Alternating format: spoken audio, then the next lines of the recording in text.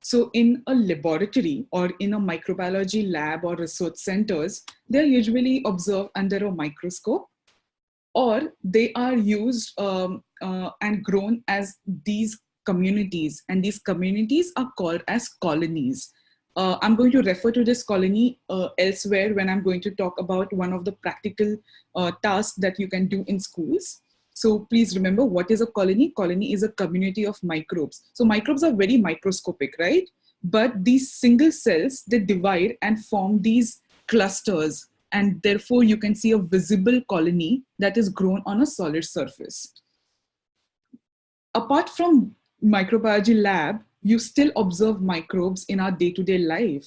Something like kitchen science, which is curdling of milk, something that is done in every Indian household, and something that is part of classical microbiology. So what is classical microbiology is just inoculating or introducing microbes to a new environment. And that is what we do when you make curd, right? You use previous curd in a new batch of milk and then allow it to set. And what you are using in form of previous curd is nothing but bacteria that then get introduced to the milk, and they start utilizing the lactose in the milk and form acids, and therefore you get curd.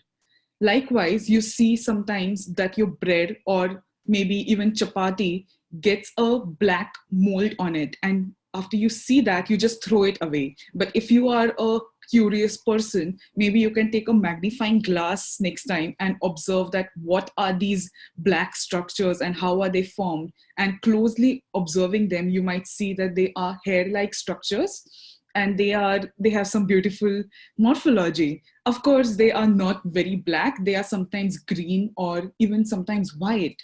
And so this is something is what is called as bread mold, and it's a fungus. And there is also on our ponds, you see this mossy layer, and this mossy layer is formed by single cells that also have chlorophyll in them. Chlorophyll allows cells to utilize sunlight and make carbon out of it and give out oxygen, something that also plants do, and a process called as photosynthesis. And these are microscopic algae who do that.